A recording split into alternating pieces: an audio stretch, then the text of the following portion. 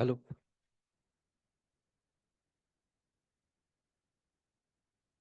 हम्म।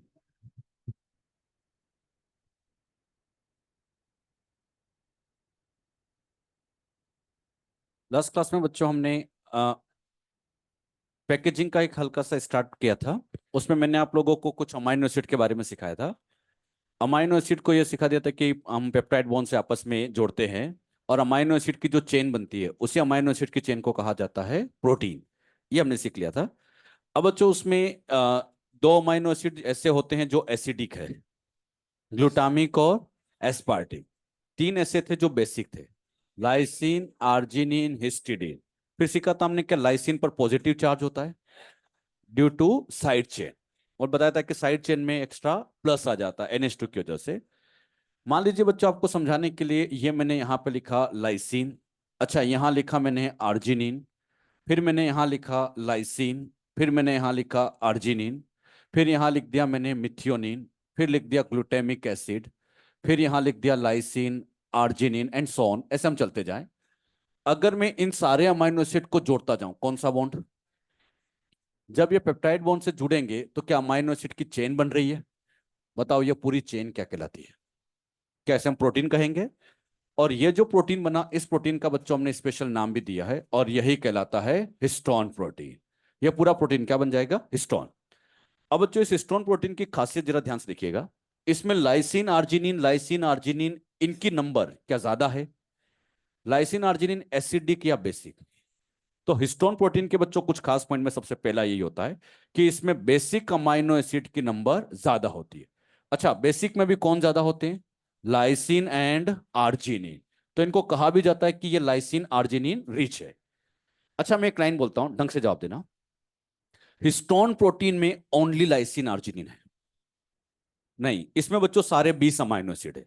जैसे यहां मिथ्योनिन भी आ गया, ग्लूटामिक एसिड भी आ गया, और भी हम आगे चलेंगे तो सारे 20 मिल जाएंगे।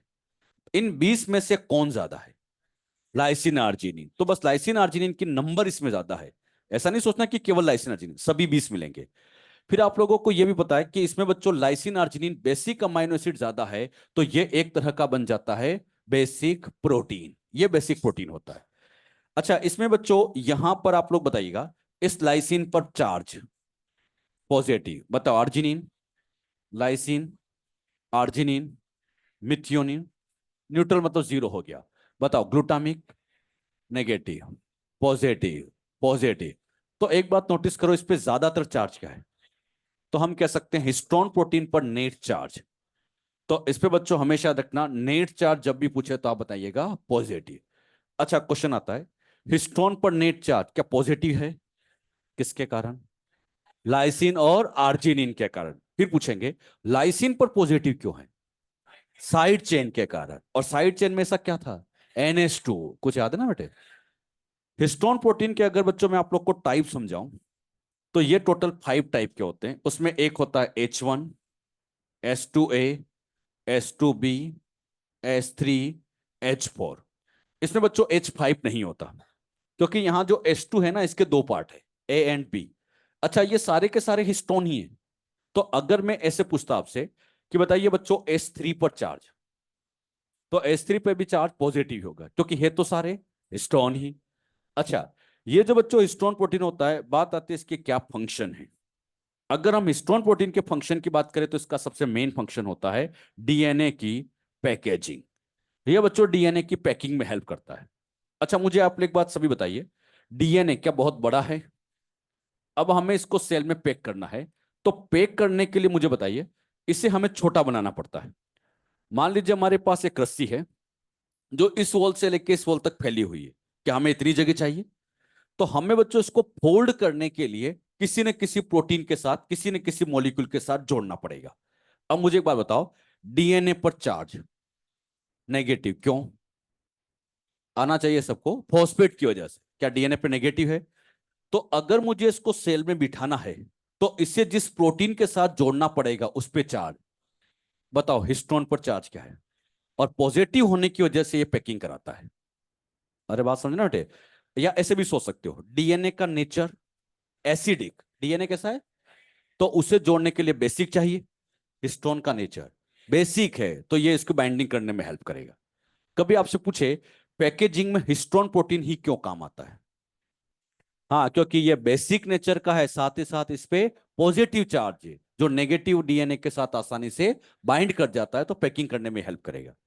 अब बच्चों ये पैकिंग कैसे करता है, इसी चीजों को हम यहां पर डिटेल में समझेंगे। लेकिन मुझे पहले इतना बताओ, पैकेजिंग की जरूरत प्रोकैरियोटिक सेल को पड़ती है या यूकैरियोटिक? दोनों। आज बच्चों मैं आपको दोनों में सिखाऊंगा। प्रोकैरियोट में भी पैकेजिंग होती है और यूकैरियोट में भी पैकेजिंग होती है। अच्छा, ये जो पॉइंट मैंने आपको बताया, ये तो खैर अपने मॉड्यूल में है ही। अब जो मैं पैकेजिंग के रिस्पेक्ट में यहाँ एक डायग्राम ड्रॉ करूंगा, तो आप वो डायग्राम जरूर बना लीजिएगा। उसके पॉइंट लिखे हुए हैं लेकिन डायग्राम बना लो, डायग्राम से समझना आसान हो जाएगा। तो हम आज सीखने जा रहे हैं डीएनए की पैकेजिंग। हाँ बोलो। हम्म। हाँ, टूटा हुआ है, क्योंकि एक क्रोमोसोम में भी ऑलरेडी बहुत लंबा डीएनए है, एक में भी बहुत लंबा डीएनए, तो पैकिंग तो करनी ही पड़ेगी।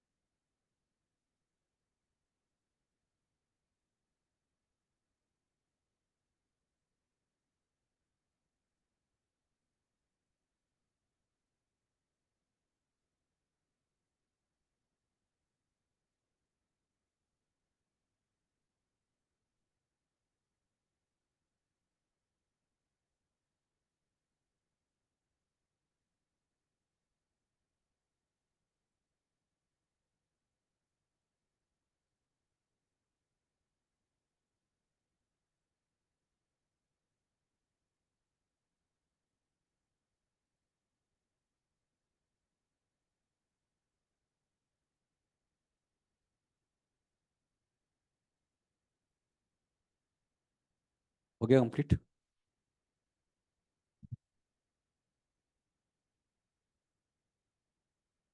Beats on string, nucleosome.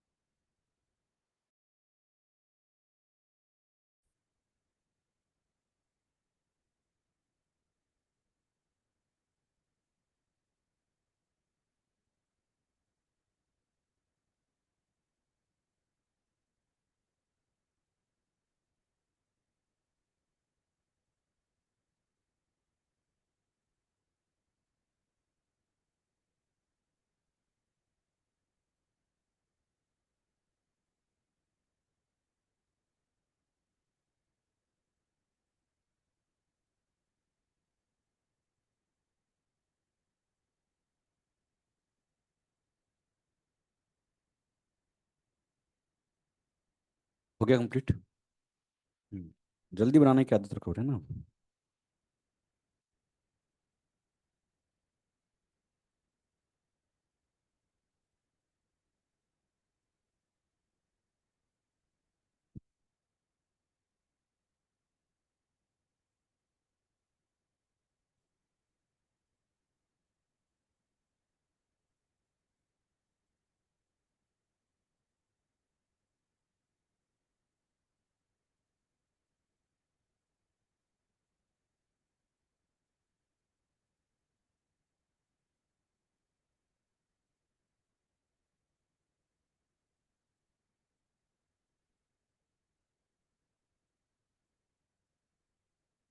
ध्यान दीजिए।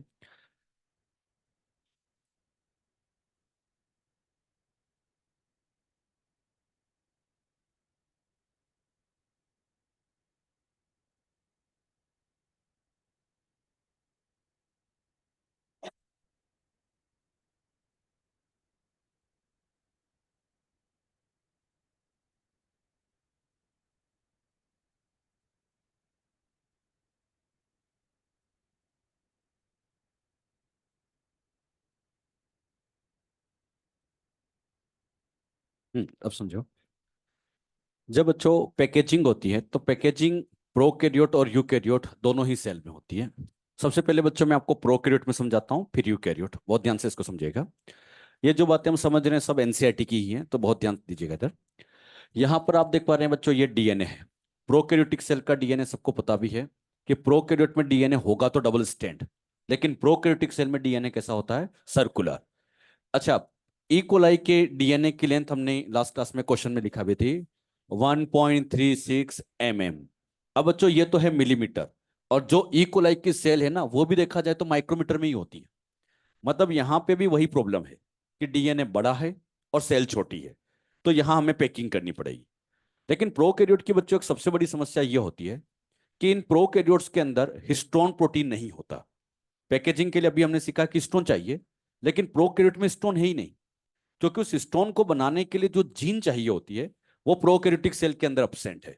तो वहां कभी हिस्टोन प्रोटीन बनता ही नहीं है। तो फिर क्वेश्चन बनता है यहां पैकिंग कौन कराएगा? तो प्रोकैरियोट के अंदर पैकिंग करने के लिए हमने बुलाया non histone protein. Non histone का मतलब होता है हिस्टोन के अलावा। तो हिस्टोन के अलावा जो भी आ गया ना उसको क्या कहते हैं? Non histone. और ये जो नॉन हिस्टोन प्रोटीन होता है उसका नाम है पॉलीअमाइन। अच्छा, पॉलीअमाइन की खास बात ये है कि ये भी एक तरह का बेसिक प्रोटीन ही है, और इस पर भी चार्ज पॉजिटिव ही है। अब यहां पर बच्चों आप ध्यान से देखोगे, यहां पर ये मैंने समझाने के लिए बना दिए पॉलीअमाइन। ये पॉलीअमाइन है, बताइए पॉलीअमाइन पर चार्ज पॉजिटिव, इन पर ऐसे पॉजिटिव है। बताओ डीएनए पर क्या नेगेटिव चार्ज होता है? अब इधर देखना, इधर पॉजिटिव इधर नेगेटिव, क्या अट्रैक्शन होगा? तो ये बच्चों जो डीएनए अभी आपको फैला फैला दिख रहा है, ये बच्चों इधर से इधर से इधर से इधर से सब तरफ से ऐसे जुड़ने लगता है। अच्छा, जब ये सब तरफ से जुड़ेगा तो जो फैला फैला डीएनए है वो कहीं ना कहीं ऐसे श्रिंक हो जाता है, मतलब ऐसे कॉम्पैक्ट हो जाता है। और जब बच्चों ऐसे ये श्रिंक या कॉम्पैक्ट हो जाता है तो इसको सेल में फिट करना आसान हो जाता है। तो यहां पर आप देख रहे हैं ये बच्चों पॉलीअमाइन के साथ ऐसे यहां पर ये डीएनए जुड़ने लगता है। अच्छा, ये इधर से भी जुड़ेगा, इधर से भी जुड़ेगा। मान लो ये पार्ट जुड़ गया, ये पार्ट जुड़ गया, तो ये इतना पार्ट जो है ना, इधर से जुड़ गया, इधर से जुड़ गया, तो ये पार्ट आप देख पा रहे हैं, इससे लूप बनाने लगता है। तो आप देख पा रहे हैं क्या यहां पर आपको लूप नजर आ रहे हैं? तो प्रोकैरियोटिक सेल में जब पैकिंग होती है, तो पैकिंग के टाइम पर आपको ऐसे लार्ज लूप देखने को मिलेंगे। ऐसे यहां पर लूप आपको देखने को मिलते हैं। अच्छा, प्रोकैरियोटिक सेल की एक खास बात और आप लोगों ने ध्यान है कि इसमें न्यूक्लियस नहीं होता, कोई न्यूक्लियर मेम्ब्रेन होती नहीं है। तो बताओ डीएनए क्या साइटोप्लाज्म ही होगा?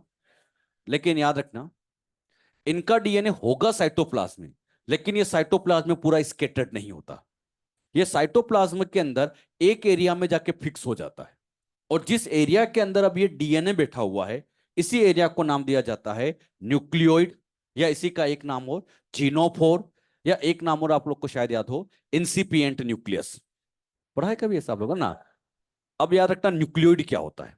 न्यूक्लियोइड बच्चों एक ऐसा एरिया है, एक ऐसा रीजन है जहां पर ये डीएनए लोकेटेड है। तो प्रोकैरियोटिक सेल का डीएनए जहां पे लोकेटेड होता है ना, उसी को हम न्यूक्लियोइड कहते हैं। आप सिंपली ऐसे समझ लो, अगर हम अपनी सेल की बात करें, तो हमारी सेल में जो डीएनए है, जिस एरिया के अंदर बंद है, बताओ इस एरिया का नाम। बताओ अपने अंदर डीएनए किस एरिया में रखा गया है? लेकिन प्रोकैरियोट में न्यूक्लियस नहीं होता, तो वहां जिस एरिया में है उसको न्यूक्लियस के बजाय न्यूक्लियोइड कह दिया। अरे बात समझे ना बेटे? एक स्टेटमेंट बोलता हूं, ढंग से जवाब देना। प्रोकैरियोटिक सेल का डीएनए पूरे साइटोप्लाज्म में स्केटर्ड है? नहीं, पूरे साइटोप्लाज्म में स्केटर्ड एक एरिया में फिक्स है, और उसका नाम न्यूक्लियोइड है। यहां बच्चों पैकेजिंग की बस इतनी सी बातें हैं, तीन चार बातें आपके एनसीईआरटी में लिखिए। एक बार फिर सुन लो। यहां पैकिंग हिस्टोन ने नहीं की, क्या किसी और ने की? वो कौन था? नॉन स्टोन पॉलीअमाइन था। दूसरा, पैकिंग करते टाइम क्या यहां लार्ज लूप देखने को मिलते हैं?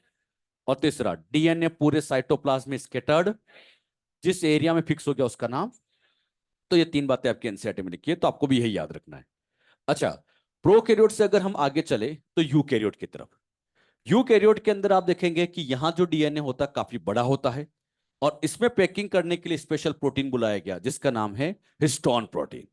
यहां बच्चों हिस्टोन प्रोटीन आकर पैकिंग में मदद करेगा। अच्छा, हिस्टोन प्रोटीन के सारे पॉइंट आप लोगों को अच्छे से पता ही है। हिस्टोन प्रोटीन में कौन से अमाइनो एसिड ज्यादा? Lysine and arginine. चार्ज कौन सा? टाइप कितने? पांच। कौन कौन से? H1, H2A, H4। क्या ऐसे टोटल पांच है? अब बच्चों इन हिस्टोन में किसी पर भी चार्ज पूछे, सब पे पॉजिटिव ही होता है। अच्छा, हिस्टोन पर चार्ज, डीएनए पर। अब यहां देखिएगा, ये बच्चों यहां पर ऐसे ये पॉजिटिव चार्ज वाले हिस्टोन लगे, ये सारे हिस्टोन लगे हुए। अब इन हिस्टोन के चारों तरफ ये नेगेटिव चार्ज वाला डीएनए बाइंड करता है। अच्छा, इधर बताओ ये बीच में क्या लगा है? हिस्टोन। और ये क्या बाइंड कर गया? तो जब इन हिस्टोन के चारों तरफ डीएनए से बाइंड करने लगता है, तो यहां पर ऐसे छोटे छोटे बीट्स देखने को मिलते हैं। ये जो एक सिंगल बीट आपको नजर आ रहा है, इसका नाम होता है न्यूक्लियोसोम। एक बीट का नाम, फिर बताना इसका नाम, इसका नाम। और ये न्यूक्लियोसोम का जो पूरा धागा बना है, इसे हम क्रोमेटीन कहते हैं। बिल्कुल ढंग से आना चाहिए, पूरे धागे का नाम और ये छोटे बीट्स का नाम, ये न्यूक्लियोसोम कहलाते हैं। ये न्यूक्लियोसोम बच्चों बहुत छोटे हैं। ये इतने छोटे होते हैं कि ये आप लोगों को सिंपल माइक्रोस्कोप में दिखेंगे ही नहीं। इन्हें देखने के लिए इलेक्ट्रॉन माइक्रोस्कोप चाहिए। अच्छा, जब आप इसको इलेक्ट्रॉन माइक्रोस्कोप में देखते हो, तो ये कैसे नजर आते हैं? जैसे बच्चों मेरे पास ये एक स्ट्रिंग है, एक धागा है, और इस धागे के ऊपर ये मैंने कुछ बीड्स लगा दिए, मोती लगा दिए। तो ये न्यूक्लियोसोम ऐसे लगते हैं जैसे कि एक स्ट्रिंग के ऊपर मैंने काफी सारे बीड्स लगा रखे हैं। इसीलिए बच्चों इस न्यूक्लियोसोम का एक नाम और दिया जाता है, बीड्स ऑन स्ट्रिंग। या सिंपली आप ऐसे ऐसे समझ लो, जैसे बच्चों माला के अंदर होता है ना, कि माला में एक बीच में धागा होता है और उसके ऊपर छोटे छोटे मोती लगे होते हैं, बस सेम वही चीज है। ये मान लीजिए एक माला है, और इस माला के अंदर बताओ ये तो क्या था? धागा। और इसके ऊपर क्या लगे हुए? और इन्हीं मोती को हम क्या कह देते हैं? बीड्स। ये तो एक स्ट्रिंग है और इसके ऊपर ये बीड्स लगे हैं। तो कभी आपसे पूछा जाए बीड्स ऑन स्ट्रिंग किसे कहा जाता है? न्यूक्लियोसोम को ही कहा जाता है। लेकिन याद रखना, ये सिंपल माइक्रोस्कोप में दिखाई किस में देखते हैं? जब बच्चों हम इलेक्ट्रॉन माइक्रोस्कोप में देखेंगे, तो मैंने क्या किया, यहां से इसको बाहर निकाला, और उसी का बच्चों मैंने ये इनलार्ज फॉर्म यहां बनाया। ये यहां पर जो डायग्राम है, केवल एक न्यूक्लियोसोम का है। मतलब हम एक ही न्यूक्लियोसोम को इनलार्ज करके यहां पर देख रहे हैं। अब इस न्यूक्लियोसोम को बनाते टाइम, सभी समझना अच्छे से, H1 को छोड़ देना, बाकी जितने भी हिस्टोन हैं सबके दो दो मॉलिक्यूल यूज होते हैं। H1 को छोड़ के बाकी सबके 2 मॉलिक्यूल। डायग्राम में देखो, H2A के 2 मॉलिक्यूल, H2B के 2 मॉलिक्यूल, H3 के 2 मॉलिक्यूल, H4 के 2 मॉलिक्यूल। अच्छा, यहां 2 2 2 2 टोटल। और ये जो 8 का ग्रुप बना है इसी को लिखा हिस्टोन ऑक्टामर। ऑक्टापोर 8, 8 के ग्रुप को क्या नाम दिया? ऑक्टामर। अब ये याद रखना, ऑक्टामर में कभी भी H1 को इंक्लूड नहीं करते। अच्छा, H1 को छोड़कर बाकी सब आए। कौन कौन आया? H2A, H2B और सभी के दो दो मॉलिक्यूल, तो टोटल 8 हो गए। और 8 का ग्रुप। अब इन ऑक्टामर पर देखा जाए तो इन पे पॉजिटिव चार्ज होगा।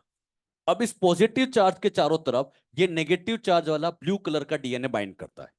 अच्छा, जब ये डीएनए बाइंड करेगा, ध्यान से देखना सभी, इधर से बच्चों डीएनए ने एंट्री की, ये डीएनए इधर गया, डॉट डॉट का मतलब होता है पीछे होके, पीछे होके बच्चों वापस वहीं आ गया। मतलब यहां से गया, पीछे घूम के वापस यहीं आ गया। कितना चक्कर? एक। तो मैंने इसको बच्चों 1 लगा दिया।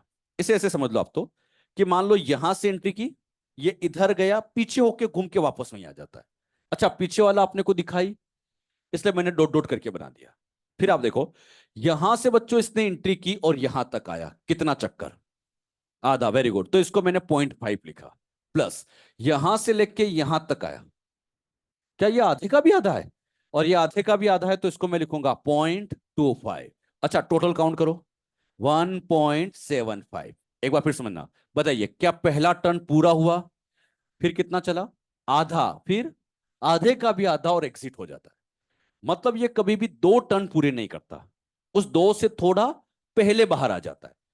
अब जो डीएनए इधर से इंटर करता है 1.75 टर्न लेता है, एग्जिट हो जाता है। लेकिन इसकी बाइंडिंग को और टाइट करने के लिए और मजबूत करने के लिए यहां पर एक स्पेशल प्रोटीन को लगा दिया H1। H1 क्या करता है? इस एंड और इस एंड को ऐसे पकड़कर बांध देता है, जिससे बच्चों क्या होता है, ये कॉम्प्लेक्स पूरी तरह से टाइट हो जाए। तो यहां H1 पूरे कॉम्प्लेक्स को ऐसे टाइट करने का काम करता है, सील करने का काम करता है। इसीलिए इस H1 को नाम दिया गया बाइंडिंग प्रोटीन, या मतलब ये पूरे कॉम्प्लेक्स को ऐसे बाइंड करके रखता है ताकि खुल ना पाए। अच्छा, H1 का बच्चों याद रखना केवल एक मॉलिक्यूल यूज होगा। अच्छा, बाकी सबके? लेकिन H1 का। तो मेरा क्वेश्चन, इस पूरे न्यूक्लियोसोम में टोटल हिस्टोन कितने? 9 हो गए। कैसे 9 हुए? 8 तो ऑक्टामर के हो गए और एक H1 और आ गया, तो टोटल कितने आ जाएंगे? 9। ये 9 मिलकर पूरा न्यूक्लियोसोम तैयार करते हैं। इसे बच्चों सिंपली आप ऐसे समझो। बताइए, ये जैसे समझने के लिए मेरे पास ऑक्टामर है, बताना इसमें H1 इंक्लूड, बोलो चार्ज बोलो। अब बच्चों ये मेरे पास यहां पर डीएनए है। अच्छा, डीएनए पर चार्ज, इस पर पॉजिटिव। अब ये डीएनए यहां बाइंड करेगा, इधर से देखिएगा, यहां से बच्चों डीएनए ने एंट्री की, ये घुमा और पीछे होके वापस यहीं आ गया। कितना चक्कर? अब ये पीछे वाला नजर नहीं आता अपने को, हाँ, लेकिन चक्कर कितना हो गया? एक। फिर बच्चों इसने क्या किया, यहां से एंटर हुआ और ये यहां तक गया, कितना? आधा। आधा ही तो गया अभी। अच्छा, ये बच्चों यहां तक अभी तक गया था, कितना था? आधा। फिर बच्चों इसने क्या किया, आधे का आधा और गया, मतलब यहां से ये यहां तक और गया और ये एग्जिट हो गया। अरे बात समझे ना बेटे? मतलब ये कभी ऐसे 2 चक्कर पूरे नहीं करता, उससे थोड़ा पहले बाहर आ जाता है। अरे कुछ समझ में आया? अब देखो, यहां से एंट्री की, 1.75 टर्न लिए और यहां से एग्जिट हो गया। अब बच्चों ये एंड और ये जो एंड है, दोनों एंड है, इन दोनों एंड को पकड़कर यहां बांधने के लिए एक प्रोटीन लगा दिया। बताओ यहां कौन चिपका दिया? ये H1 क्या करता है, पूरे कॉम्प्लेक्स को बाइंड करके रखता है कि खुल ना पाए। अरे बात समझे ना बेटे? H1 का लेकिन याद रखना कितना मॉलिक्यूल? एक मॉलिक्यूल। जो डीएनए यहां बंधा हुआ है इसको तो बच्चों नाम दे देते हैं, लेकिन जो साइड में लगा होता है इसका नाम लिंकर। ऐसे समझो, ये डीएनए कौन सा हो गया और ये साइड वाला लिंकर हो जाता है। इसे बच्चों आप इधर देखिएगा, यहां पर ये डीएनए बंधा हुआ है, नाम बोलो, बाइंडिंग। Very good. यहां एक प्रोटीन लगा रखा है H1 और ये वाला। अच्छा, क्या नियर बाय न्यूक्लियोसोम से जोड़ देता है, इसलिए इसका नाम लिंकर। अब फिर बताना, ये डीएनए कौन सा? बाइंडिंग यहां पर, और ये साइड वाला, और ये पूरी होल स्ट्रक्चर। एक न्यूक्लियोसोम में देखा जाए तो टोटल 4 कंपोनेंट है इस न्यूक्लियोसोम में। ध्यान से देखो, इसमें बताइए क्या बाइंडिंग डीएनए है? Hello hello. सेकंड ऑक्टामर है, थर्ड क्या सीलिंग प्रोटीन है, यानी H1 है, और चौथा, और इन चारों से मिलकर जो होल कॉम्प्लेक्स बना, तो न्यूक्लियोसोम में कितने कंपोनेंट, ये चार कौन कौन समझ में आए बताइए। क्या बाइंडिंग डीएनए है, हिस्टोन ऑक्टामर है, H1 है, और साथ ही साथ, और इन सब से मिलकर क्या बन गया, न्यूक्लियोसोम। स्ट्रक्चर समझ में आई। अब बच्चों मैंने क्या किया, यहां पर लिखा ए, तो सामने बोलो टी। अच्छा, ए और टी को मिला के कहते हैं बेस पेयर। बताओ, जी है तो सामने मिला के बोलो, क्या ऐसे और भी होंगे, काउंट करते हैं। 1 2 3 4 5 6 7 8 9 10, काउंट करते करते करते करते मैं यहां तक पहुंचा, और यहां तक जब पहुंचा तो टोटल इसके अंदर 200 बेस पेयर्स है। मतलब यहां से लेके यहां तक टोटल बेस पेयर। तो ये डेटा आपको याद रखना है, वेरी इंपॉर्टेंट। हेलो। एक न्यूक्लियोसोम में कितने बेस पेयर, 200। अच्छा 200 कैसे, एक बार फिर सुन लेना। यहां से शुरू करना, यहां से देखो इधर, यहां से 1 2 3 4 ऐसे काउंट करते जाना और यहां तक जाना। बताओ पूरे में 200। बताओ अगले में, अगले में एक ही न्यूक्लियोसोम में पूछे तो 200। लेकिन एग्जाम में क्या होता है, कई बार क्वेश्चन घुमा देते, वो ऐसे पूछेंगे एक न्यूक्लियोसोम में कितने नाइट्रोजन बेसेस, तो 400 लगाना। आप लोग क्या इस पे ध्यान नहीं देते, बेस पेयर और नाइट्रोजन बेस, और यहां गलतियां हो जाती है। तो बेसेस पूछे तो, अरे भाई अपना माइक नहीं ऑफ नहीं, कर लो। बेसिस पूछे तो 400, और बेस पेयर पूछे तो 200 लगाना। बात समझ में आई। ये जो मैंने पैकेजिंग का तरीका बताया सब भाई इंपॉर्टेंट है। माइक यार ऑफ कर ले यार, इनमें कौन से है? क्या फटाफट मैं के आपसे पूछता बंद हूँ, करो यार। माइक पैकेजिंग बंद कर भाई। प्रोकैरियोट में हुई या यूकैरियोट, प्रोकैरियोट में किसने कराई, नॉन हिस्टोन जिसका नाम था पॉलीएमाइड। क्या यूकैरियोट में हिस्टोन काम आया, हिस्टोन ने जब पैकिंग की क्या छोटे बीट्स बने, एक बीट्स का नाम। ये न्यूक्लियोसोम सिंपल माइक्रोस्कोप में दिखाई तो किसमें देखे, न्यूक्लियोसोम के स्ट्रक्चर में क्या हिस्टोन काम आते हैं। सबसे पहले सबके दो दो मॉलिक्यूल जोड़कर एक ऑक्टामर बनाते हैं। ऑक्टामर में क्या नहीं आता, क्या उसमें डीएनए बाइंड करता है, हाउ मेनी टर्न्स, 1.75। क्या डीएनए बाइंड हो गया, लेकिन बाइंडिंग को टाइट करने के लिए H1, अरे भाई जिनका H1 का माइक कितना ऑन है मॉलिक्यूल, प्लीज बंद कर एक, लीजिए। ये H1 ये पूरे कॉम्प्लेक्स को सील करा देता है। अच्छा, पूरे न्यूक्लियोसोम में टोटल कंपोनेंट कितने हो जाते हैं, चार। भाई माइक बंद कर ले यार, इस कौन है? न्यूक्लियोसोम में टोटल माइक ऑफ बेस बंद कर ले पेयर, प्लीज। लेकिन नाइट्रोजन बेस पूछे तो, समझ गए।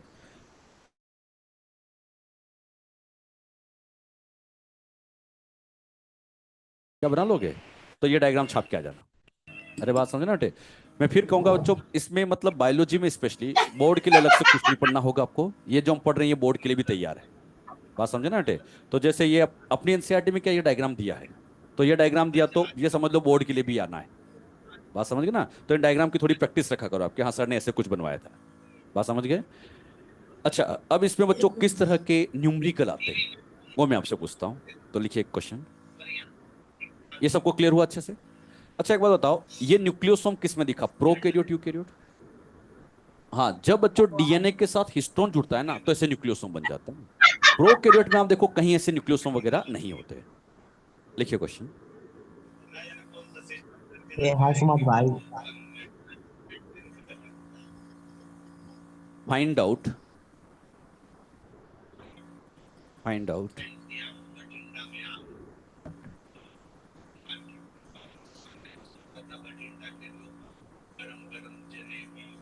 Find out number of nucleosomes,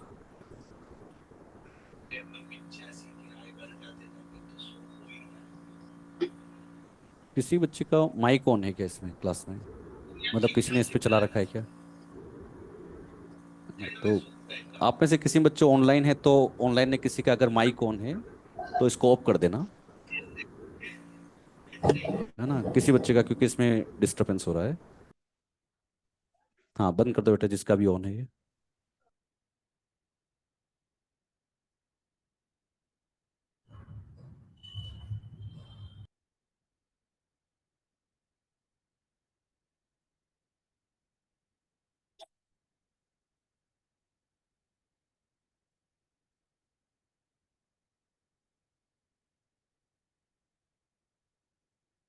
hmm,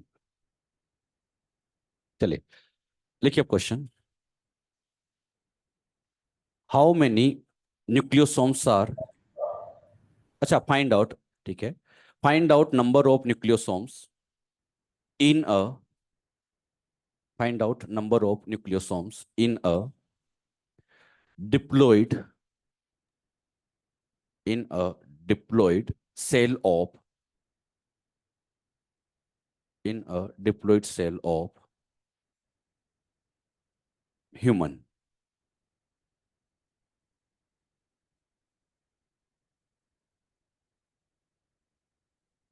answer बोलना नहीं है, आंसर कोई नहीं बोलेगा, बस सोल्व करो।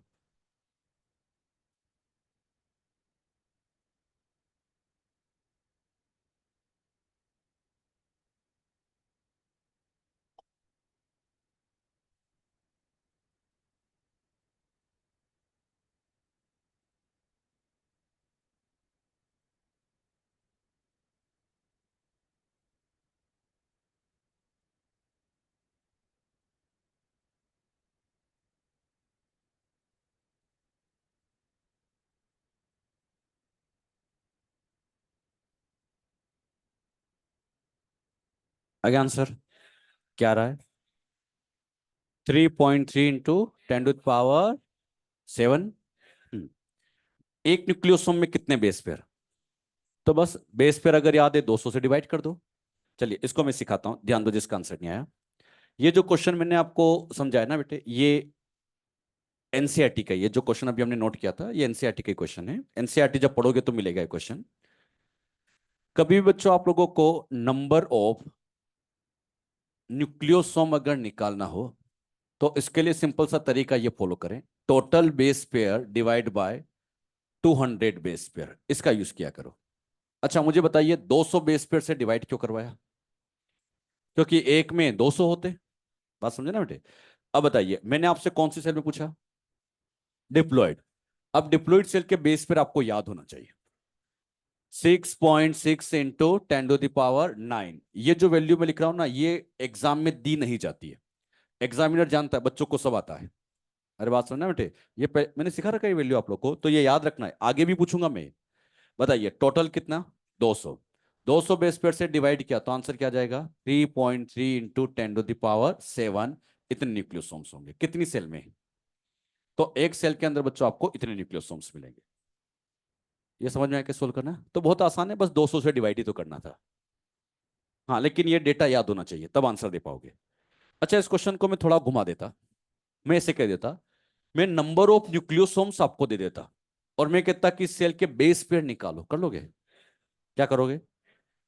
200 से मल्टीप्लाई कर देना, मल्टीप्लाई कर दोगे तो आंसर आ जाएगा। बात समझ में? अगर किसी भी सेल के अगर आपको बेस पेयर याद है तो न्यूक्लियोसोम निकालना कोई बड़ी बात नहीं है। अच्छा यहां पे मान लो मैं हैप्लोइड में पूछता तो 3.3 और सोल्व कर लेना, आंसर आ जाएगा। चलिए क्वेश्चन और लिखिए।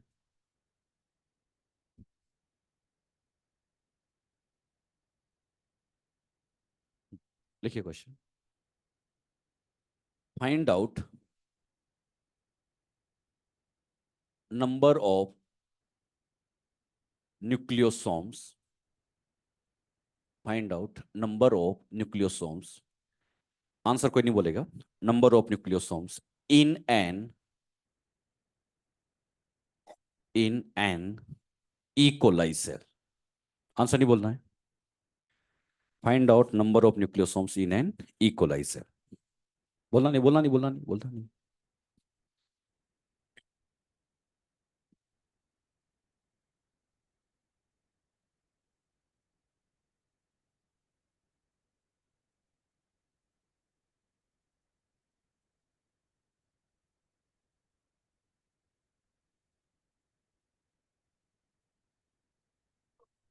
आगे आंसर क्या आ रहा है?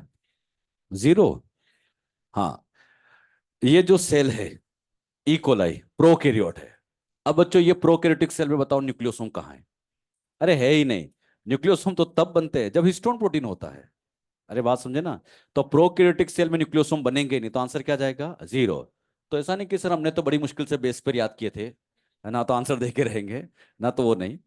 नंबर ऑफ न्यूक्लियोसोम प्रोकैरियोट में पूछा है तो आंसर क्या हो जाएगा? 0। तो इसका आंसर 0 रहेगा। अरे समझ गए ना, है ना? अब बच्चों ये जो पैकेजिंग मैं आपको अभी सिखा रहा हूं, ये पैकेजिंग एक लो लेवल की पैकेजिंग है। यूकैरियोटिक सेल में बच्चों पैकेजिंग और थोड़े कॉम्प्लेक्स लेवल की होती है और उसे कहते हैं हम हायर लेवल पर पैकेजिंग। अब वो कैसे होती है वो हम समझेंगे। उसको समझाने के लिए मैं फिर एक डायग्राम ड्रॉ करूंगा। इस डायग्राम को आप बना लीजिएगा। Packaging at higher level.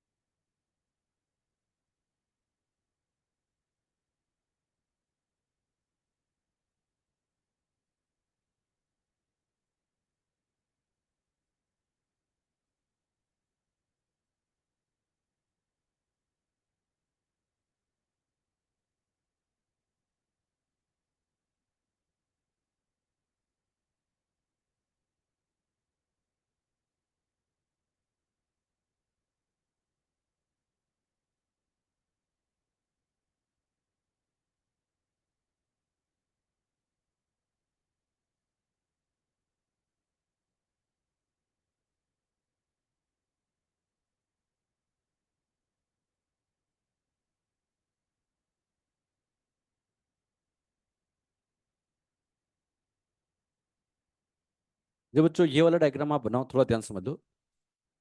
ऐसे 1 2 3 4 5 6, ये 6 न्यूक्लियोसोम का ग्रुप कहलाता है क्या? सोलेनोइड। फिर से 6 न्यूक्लियोसोम का ग्रुप। तो ऐसे 6 6 के ग्रुप में इसको बनाना।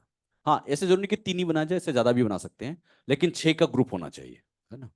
इसमें ऐसा कुछ नहीं, ऐसे कितना बना लो, लेकिन बस यहां ध्यान देना इसमें। सोलेनोइड मतलब 6 न्यूक्लियोसोम्स।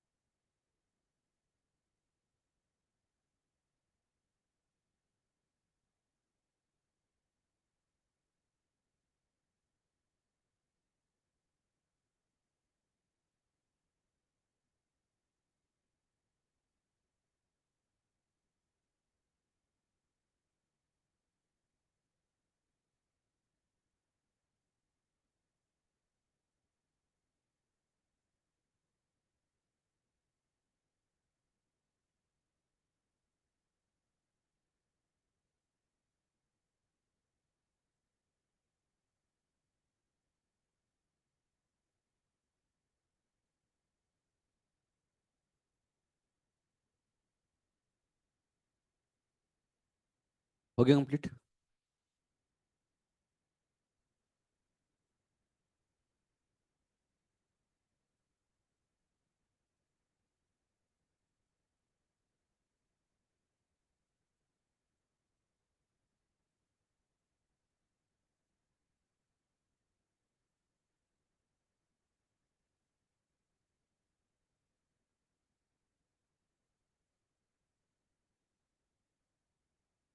ध्यान दीजिएगा।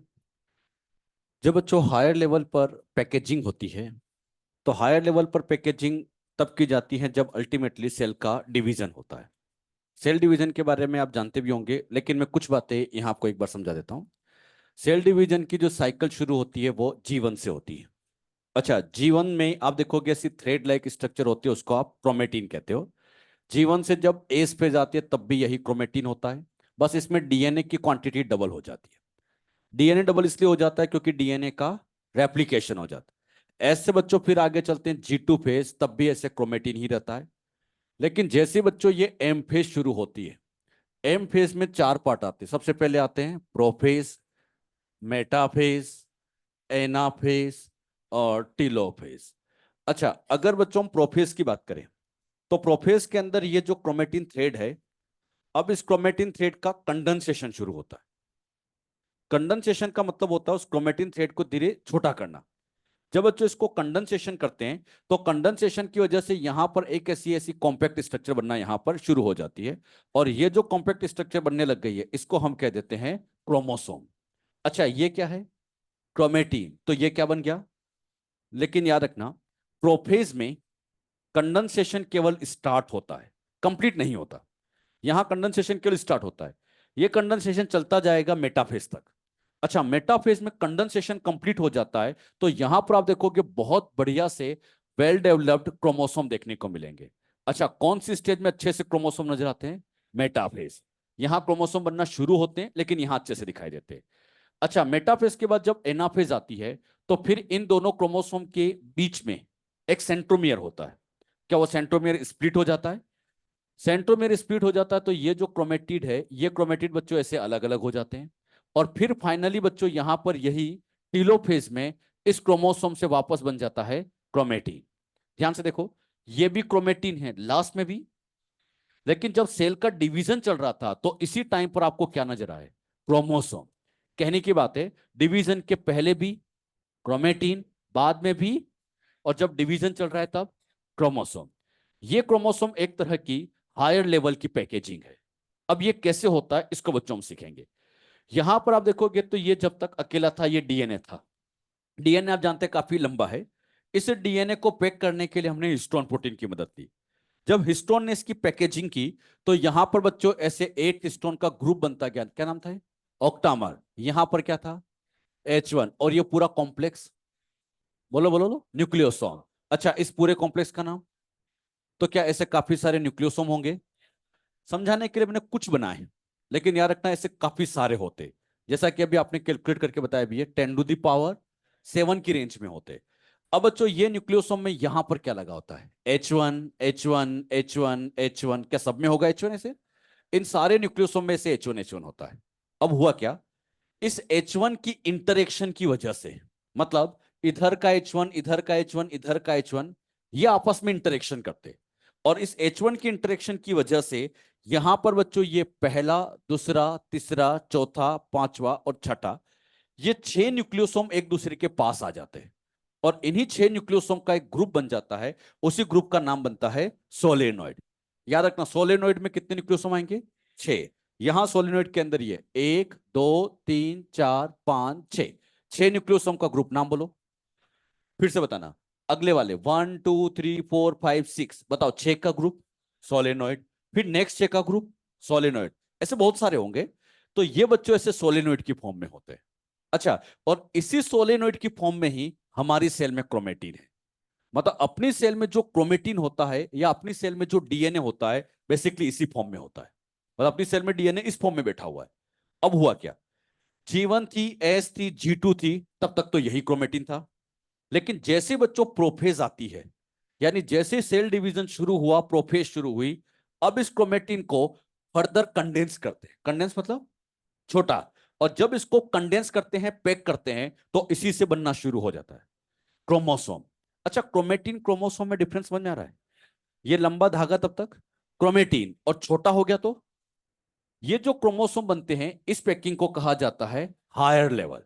और इस हायर लेवल की पैकिंग से अल्टीमेटली तैयार होते हैं क्रोमोसोम, और इनको बनाने में हेल्प करता है कुछ special non histone chromosomal protein. अब ये क्या होता है, ध्यान समझिए। क्रोमेटिन लेवल की जो पैकेजिंग है, ये हिस्टोन ने कर दी। मतलब इस हिस्टोन प्रोटीन ने क्रोमेटिन लेवल की पैकिंग करा रखी है। लेकिन अगर आपको क्रोमेटिन से क्रोमोसोम पे जाना है, तो अब हिस्टोन काम नहीं आएंगे, किसी और को बुलाना पड़ता है। एक बात ये अच्छे से सीख लेना कि मान लीजिए बच्चों, ये डीएनए है। इसे डीएनए पे समझाने के लिए मैंने कहा है एच मतलब हिस्टोन है। इस हिस्टोन के अलावा अगर कोई जुड़ गया ना, तो समझ जाना वो नॉन हिस्टोन होगा। डीएनए पर हिस्टोन के अलावा बैठा तो अल्लाह वाला सारा नॉन हिस्टोन ही होता है। अब यहां देखिए, ये बीच बीच में ये कौन से लगे हैं, हिस्टोन। अब बच्चों यहां बीच बीच में आके दूसरे प्रोटीन जुड़ने लग गए हिस्टोन के अलावा। नाम बोलो, बताओ, हिस्टोन के अलावा। और यही नॉन स्टोन प्रोटीन क्या करते हैं, इसको फर्दर कंडेंस करते हैं, और इतना अच्छे तरीके से इसको कंडेंस करते हैं कि ये क्रोमोसोम बनना शुरू हो जाता है। तो बताइए, क्रोमोसोम बनाने में किसने मदद की, नॉन स्टोन। अच्छा, यही नॉन स्टोन प्रोटीन क्या क्रोमोसोम बनाते हैं? इसीलिए बच्चों इनका नाम दिया गया एनएचसी।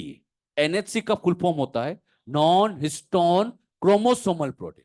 अच्छा, क्रोमोसोमल इसलिए कहते हैं क्योंकि इन्हीं की मदद से क्रोमोसोम बना है, तो इनको हम क्रोमोसोमल प्रोटीन कहते हैं।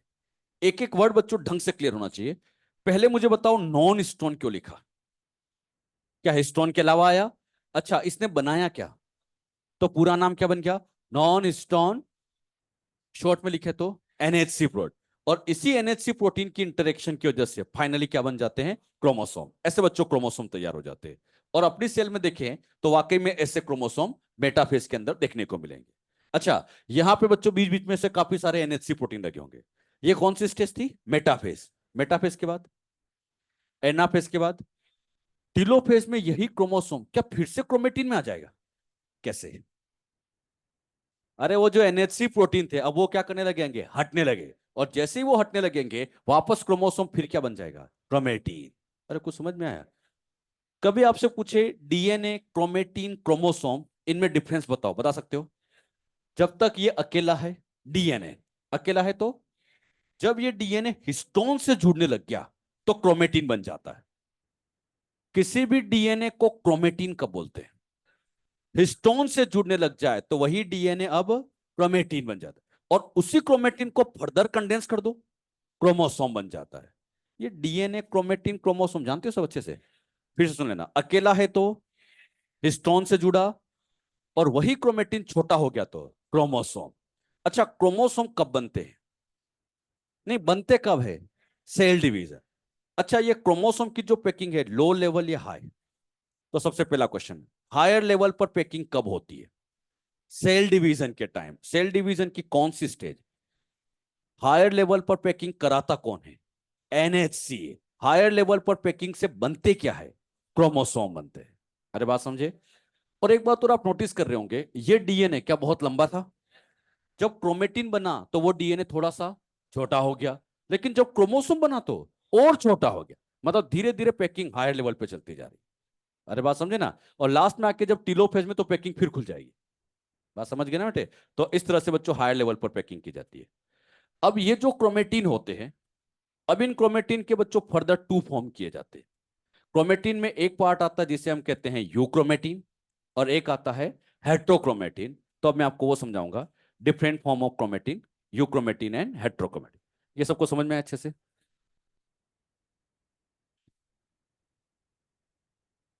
हम्म।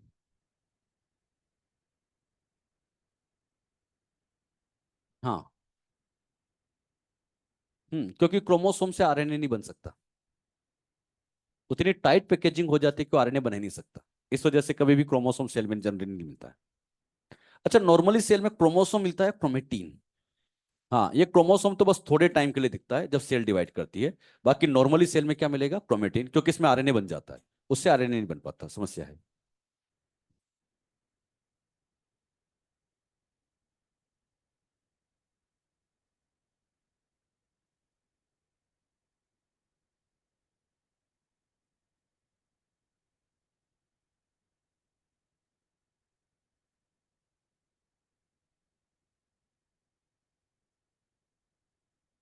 इसका कोई रीजन नहीं है बेटा ना, बस वो ऑब्जर्वेशन है, देखा क्या है ना।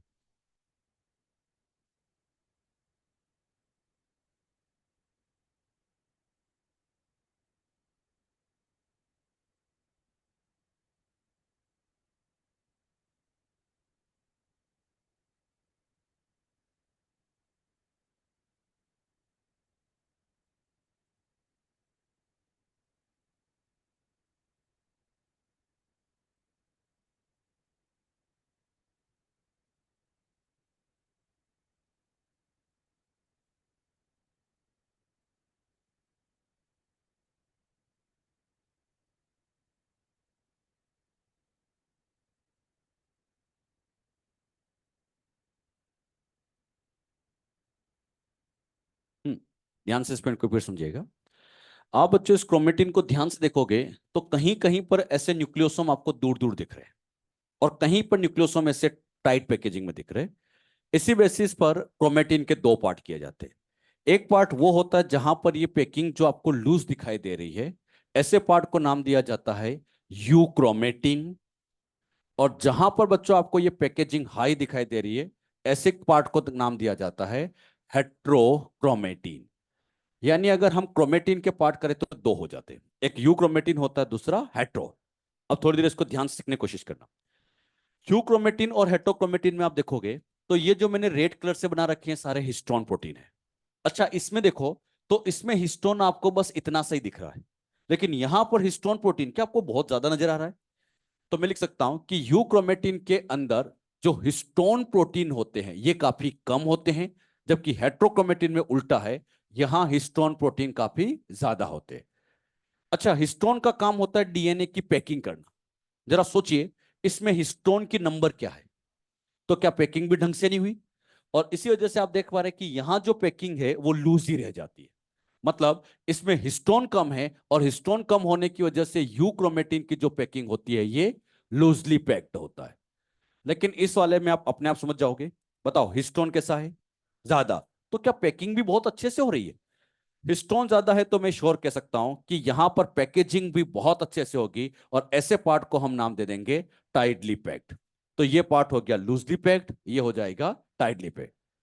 अच्छा, यहां पर एक बात तो फिर देखिए, इस वाले में अगर मैं आपसे डीएनए पूछूं, हिस्टोन ही कम है, तो यहां जो डीएनए जुड़ा हुआ है वो बहुत कम है। लेकिन इसमें आप देखोगे तो काफी सारा डीएनए जुड़ा हुआ है।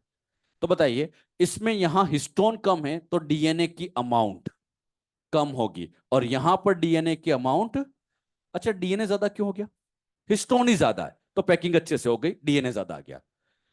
इस क्रोमेटिन को देखना चाहते हैं, तो इस क्रोमेटिन को देखने के लिए हमें इसकी स्टेनिंग करनी पड़ती है। क्रोमेटिन को देखने के लिए बच्चों एक डाई काम में ली जाती है, और यहां पर जो डाई काम में ली जाती है वो डाई होती है बेसिक डाई, जिसका नाम शायद आपको याद भी होगा, एसीटोकार्मीन। कुछ याद आ गया हो। क्रोमेटिन को देखने के लिए कौन सी डाई काम में लेते हैं, एसीटोकार्मीन। एसीटोकार्मीन में पॉइंट को सीखना अच्छे से। एसीटोकार्मीन एक बेसिक डाई है। अब बच्चों मैंने क्या किया, उस एसीटोकार्मीन को लिया और इस क्रोमेटिन के ऊपर डाल दिया। अब बताइए, वो बेसिक है तो वो हिस्टोन से जुड़ेगा या डीएनए से। वो बेसिक है तो एसिड से जुड़ेगा।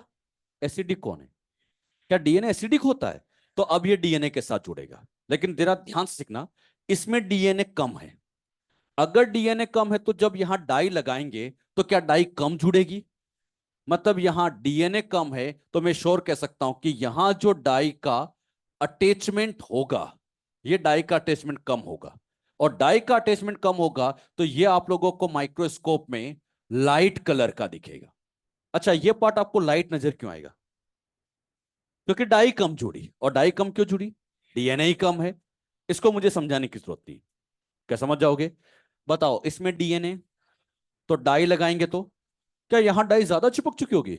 और डाई अगर ज्यादा अटैच हो गई तो मैं यहां लिखूंगा डाई का जो अटैचमेंट है क्या वो ज्यादा है। और डाई का अटैचमेंट ज्यादा होता है तो ये पार्ट आपको माइक्रोस्कोप में डार्क कलर का दिखेगा। अच्छा, अब ये अच्छे से आना चाहिए। लाइट कलर वाला यूक्रोमेटिन, और टाइड वाला डार्क वाला लूजली पेक, टाइडली पेक। किसमें हिस्टोन कम, किसमें हिस्टोन ज्यादा, बात समझ में। अब बच्चों यहां पर जैसे मान लीजिए ये क्रोमेटिन है, मुझे इसमें स्टेन किया, तो स्टेन करते यहां डाई कम जुड़ी, यहां ज्यादा जुड़ गई, यहां कम जुड़ी, यहां ज्यादा जुड़ गई, यहां कम जुड़ी, यहां ज्यादा जुड़ गई। बताओ ये पार्ट, ये क्रोमेटिन, ये हेट्रो, और ये क्या समझ जाओगे? क्रोमेटिन के ऊपर लिखा नहीं होता आई एम यू क्रोमेटिन, ये बच्चों में पहचानना पड़ता है। कैसे पहचानोगे? डाई लगा के, जहां जहां डार्क डार्क दिख गए वो सारे हेट्रोक्रोमेटिन है। अरे बात समझे ना बेटे? यू क्रोमेटिन की पैकिंग आपने सीखा लूज है। अच्छा, इसमें लूज पैकिंग होने का एक फायदा भी है। लूज पैकिंग होने से फायदा यह होता है कि यहां पर दूसरे प्रोटीन को बैठने की स्पेस मिल जाती है। जैसे बच्चों यहां पर ये एक दूसरा प्रोटीन है, और इस दूसरे प्रोटीन का मैंने नाम समझाने के लिए लिखा आरएनए पॉलीमरेज। आरएनए पॉलीमरेज ये बच्चों एक एंजाइम है, और अच्छे से कहूं तो नेचर वाइज ये बच्चों अपने आप में क्या है? एक प्रोटीन है। अच्छा, ये प्रोटीन है, इस प्रोटीन का मेन काम है आरएनए बनाना। अच्छा, नाम से समझ में आ जाता है, आरएनए पॉलीमरेज मतलब आरएनए बनाने वाला। अच्छा, डीएनए पॉलीमरेज डीएनए बनाने वाले। ऐसे एंजाइम बच्चों में आगे बहुत सारे आपको बताऊंगा। जैसे ही मैं आगे कभी बोलूं डीएनए पॉलीमरेज क्या बनाएगा? RNA polymerase. अब बच्चों यहां ध्यान से देखो, यहां पर आरएनए पॉलीमरेज को बैठने की जगह मिलेगी या नहीं मिलेगी? क्यों मिल जाएगी? लूज पैकिंग है। तो ये आरएनए पॉलीमरेज यहां पर आकर आसानी से जुड़ गया। अच्छा, एक बात सभी सोच समझ के जवाब देना, ये तो हिस्टोन है, क्या ये हिस्टोन के अलावा है? नाम बोलो। तो ये आरएनए पॉलीमरेज भी एक तरह का नॉन हिस्टोन प्रोटीन ही होता है। नॉन हिस्टोन प्रोटीन काफी सारे होते हैं। जैसे अभी मैंने एक नॉन हिस्टोन पहले भी पढ़ा है आपको, एनएचसी। अरे पढ़ा ना हमने? तो आरएनए पॉलीमरेज भी एक तरह का नॉन हिस्टोन है, डीएनए पॉलीमरेज भी एक तरह का। बस याद रखो, हिस्टोन के अलावा जो जुड़ेगा वो नॉन हिस्टोन। आरएनए पॉलीमरेज का काम बताओ, डीएनए से क्या बनाना? डीएनए से आरएनए बनना, प्रोसेस का नाम ट्रांस। तो क्या यहां ट्रांसक्रिप्शन करना आसान है? तो यू क्रोमेटिन में आरएनए यानी ट्रांसक्रिप्शन आसानी से बनता है। तो मैं यहां लिख सकता हूं कि ये पार्ट ट्रांसक्रिप्शनली एक्टिव है। अच्छा, इसको मैंने ट्रांसक्रिप्शनली एक्टिव क्यों कहा समझ गए होंगे? क्योंकि इसमें आरएनए बनाना आसान है। इसको आप खुद समझ जाओ। बताओ पैकिंग कैसी है? टाइट पैकिंग है। तो अब आप ही बता दो, आरएनए पॉलीमरेज को बैठने की जगह कम मिलेगी या मिलेगी नहीं? अच्छा, आरएनए पॉलीमरेज नहीं बैठ पाया तो क्या नहीं बनेगा? आरएनए बनेगा ही नहीं। आरएनए नहीं बना मतलब ट्रांसक्रिप्शन। तो हम कह सकते हैं कि जो हेट्रोक्रोमेटिन होते हैं ये ट्रांसक्रिप्शनली, हाँ ये बच्चों ट्रांसक्रिप्शनली कैसे हो जाते हैं? इनएक्टिव होते हैं। अच्छा, कौन ट्रांसक्रिप्शनली एक्टिव है, कौन इनएक्टिव है, समझ गए?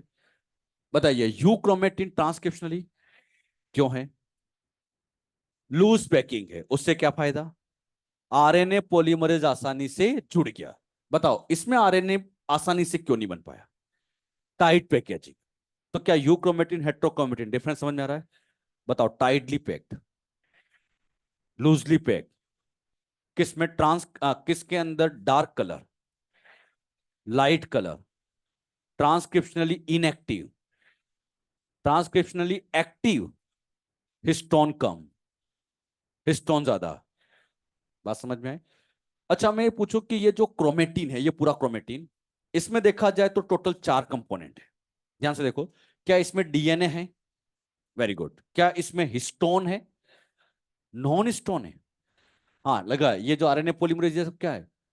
और थोड़ा बहुत क्या लगा है? आरएनए। आप लोगों ने 11th क्लास में सेल बायो में पढ़ा भी होगा कि क्रोमेटिन में 4 चीजें होती है। अच्छा, क्रोमेटिन में 4 कौन कौन? DNA, histone, non histone, RNA. अरे बात समझे ना?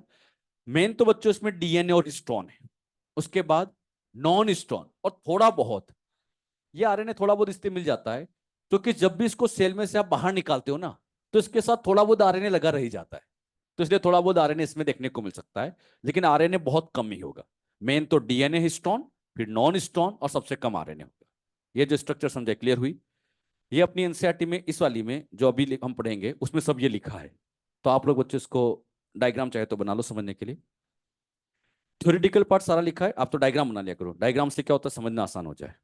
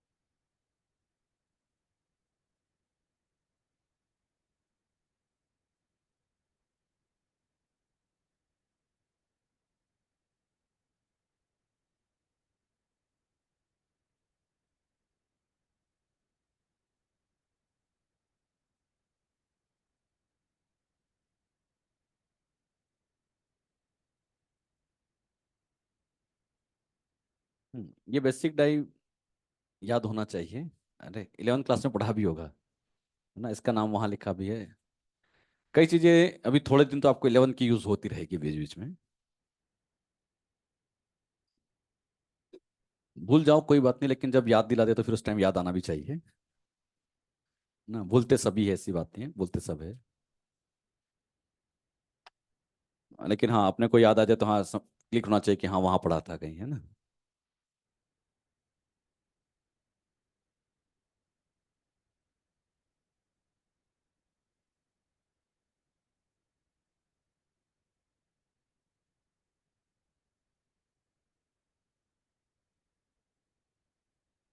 ये बच्चे से क्लियर है, डीएनए क्या है, क्रोमेटीन क्या है, क्रोमोसोम क्या है, क्रोमोसोम कैसे बन जाते हैं, कैसे बन जाते हैं, एनएचसी।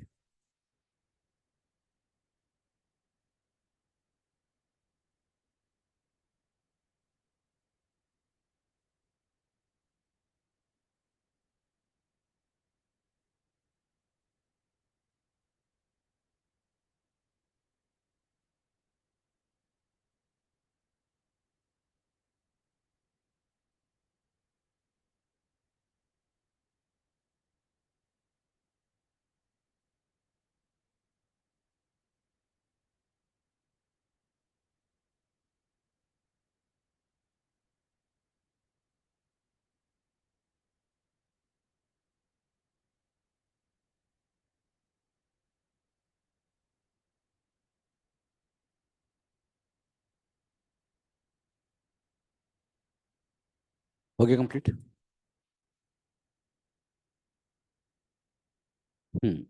ये हो जाए तो उसके बाद एनसीईआरटी निकालिएगा।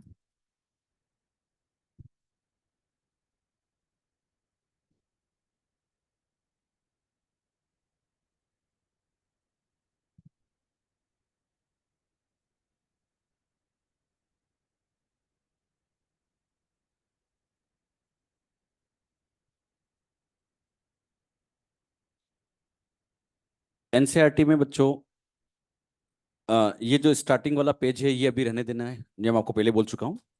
द डीएनए से शुरू करना है, पढ़ना चालू किया आप लोगों ने। तो द डीएनए से ये पैराग्राफ रहने देना, है ना। ये पैराग्राफ आप भी रहने दो, ये आगे आ जाएगा रेप्लिकेशन में। फिर उसके बाद ये पैराग्राफ आपको पढ़ना था, और ये जो पूरा पैराग्राफ, क्लियर है सबको। सेंट्रल डोग्मा याद है, इंफॉर्मेशन का यूनिडायरेक्शन जानना, है ना, क्रिक्स आपने बताया था। लेकिन कभी कभी आरएनए से डीएनए बन जाता है, रिवर्स ट्रांसक्रिप्शन कहाँ देखने को मिलता है, सम वायरस। इतना आप लोगों ने मेरे ख्याल से पढ़ लिया होगा। इसमें बच्चों कहीं कहीं वो जो रेजिड्यू वर्ड आया होगा, रेजिड्यू मतलब एक तरह से मॉलिक्यूल ही मान लीजिए करिए। कई जगह होता है रेजिड्यू मतलब जो नीचे बैठ जाता है वो रेजिड्यू होता है, लेकिन यहाँ रेजिड्यू का मतलब मॉलिक्यूल से ही होता है ना। जैसे इसमें लिखा होगा न्यूक्लियोटाइड रेजिड्यू, तो मतलब न्यूक्लियोटाइड मॉलिक्यूल, ऐसे समझ लो आप उसको। अब बच्चों आज क्या करना है आपको, यहां से पैकेजिंग ऑफ डीएनए हेलिक्स से पढ़ना होगा। अच्छा, पैकेजिंग में ये जो डायग्राम यहां दिया है, ये डायग्राम दिख रहा है सबको, किसका है, न्यूक्लियोसोम। तो ये डायग्राम एक बार नीट में आ चुका है, और उसमें लेबलिंग पूछी थी कि कौन सी लेबलिंग क्या है, समझ गए। फिर उसके बाद ये वाला पैराग्राफ जो पहला लिखा है, इसमें तो ये समझाया गया है कि डीएनए की लेंथ बहुत ज्यादा होती है, सेल बहुत छोटी होती है। फिर एक क्वेश्चन पूछा है कि मान लीजिए डीएनए की लेंथ 1.36 mm है। कुछ याद आया क्वेश्चन, मैंने भी आप लोगों को सोल्व करवाया था, वो क्वेश्चन मैंने यहीं से लिखवाया था। फिर उसके बाद बच्चों इस पैराग्राफ में लिखा है प्रोकैरियोट में। तो प्रोकैरियोट की पैकेजिंग में मैंने अभी आपको 3 पॉइंट सिखाए। एक तो नॉन स्टोन करेगा, दूसरा पूरे डीएनए पूरे साइटोप्लाज्म में स्केटर्ड, और उसमें क्या देखने को मिलते हैं, लार्ज लोब। याद है ना बेटे। तो वो 3 लाइनें बस यही लिखी, ज्यादा नहीं लिखा इसमें, 3 लाइनें लिखी है। फिर बच्चों यू कैरियोट्स की पैकेजिंग लिखिए। यू कैरियोट में सबसे पहले इन्होंने हिस्टोन को समझा रखा है। क्या हिस्टोन आप जानते हो, कौन से अमीनो एसिड ज्यादा है, लाइसिन एंड आर्जिनिन, तो वो सब यहां भी लिखा है। फिर इन्होंने लिखा हिस्टोन ऑक्टामर, याद आ गया। ऑक्टामर में क्या नहीं था, H1। फिर लिखा है यहाँ न्यूक्लियोसोम, समझ गए।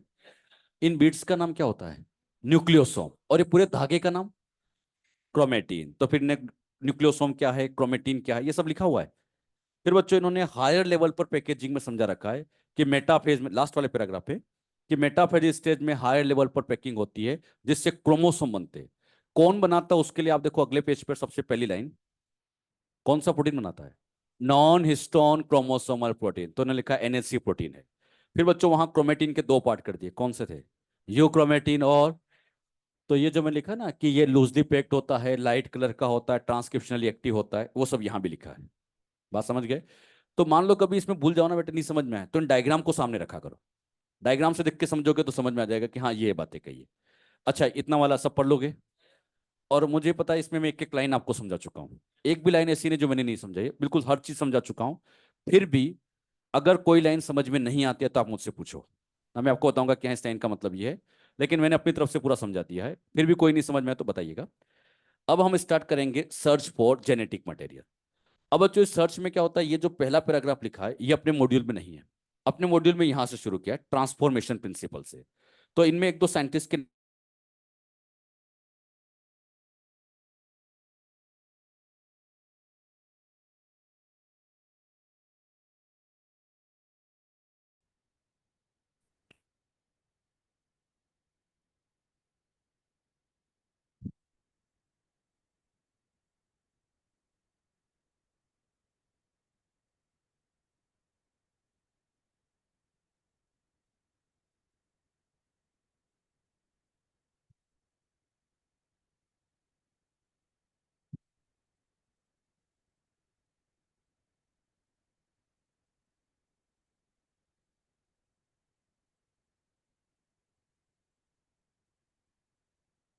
अच्छा मुझे बताइए बच्चों जेनेटिक मटेरियल किसे कहते हैं?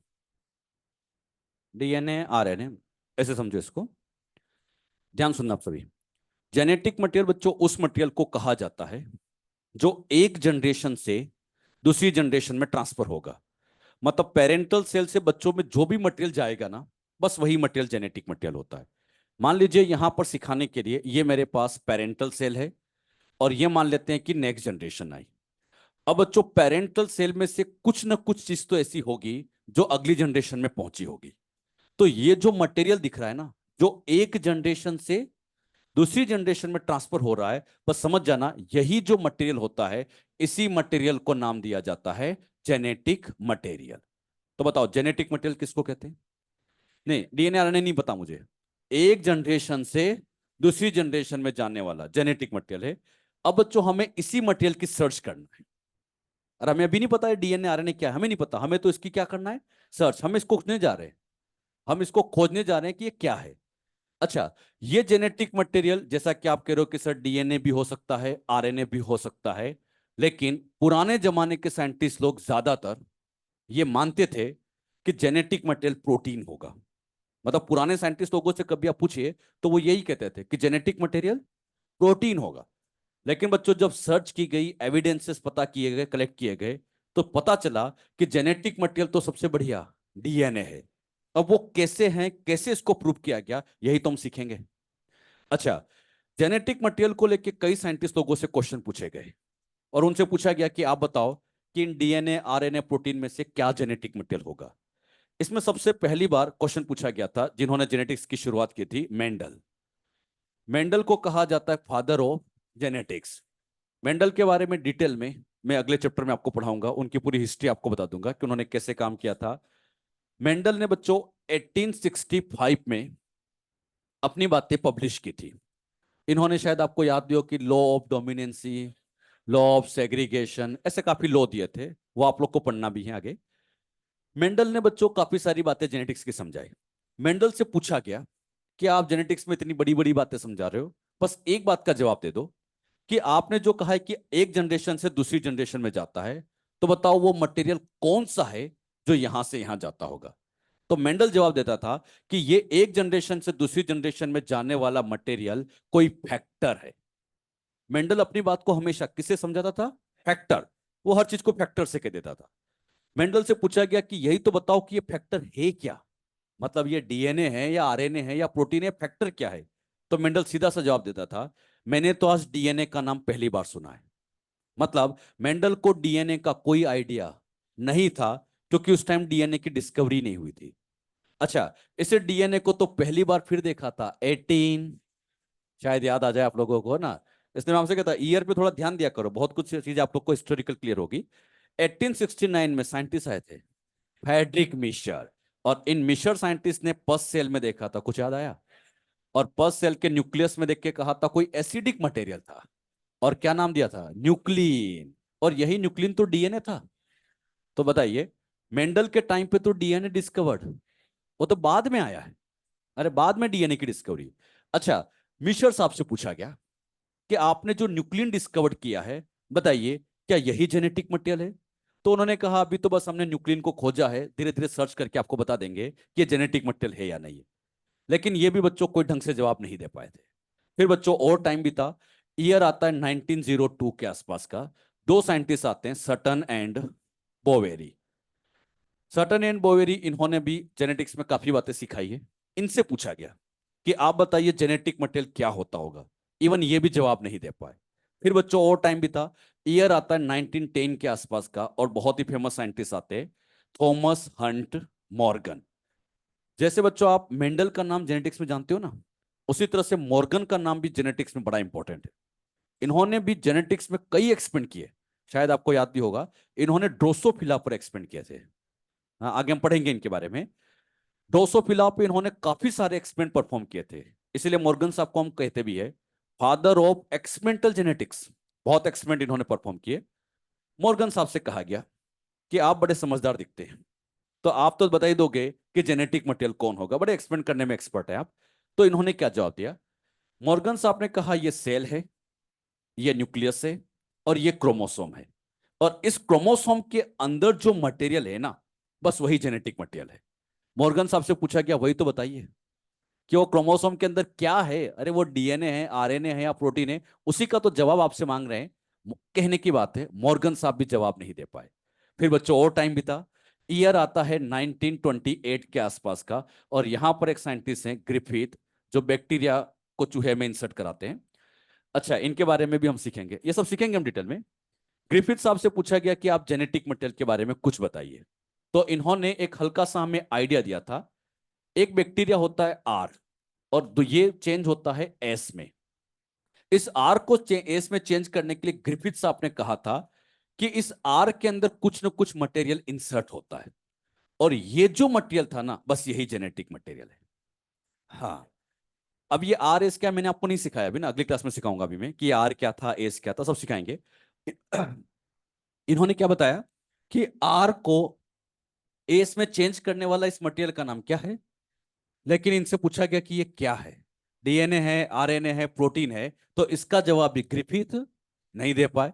लेकिन उन्होंने बस एक आइडिया दे दिया कि अगर आप इस मटेरियल को खोज लो, तो हो सकता है आपको जेनेटिक मटेरियल का आंसर मिल जाए।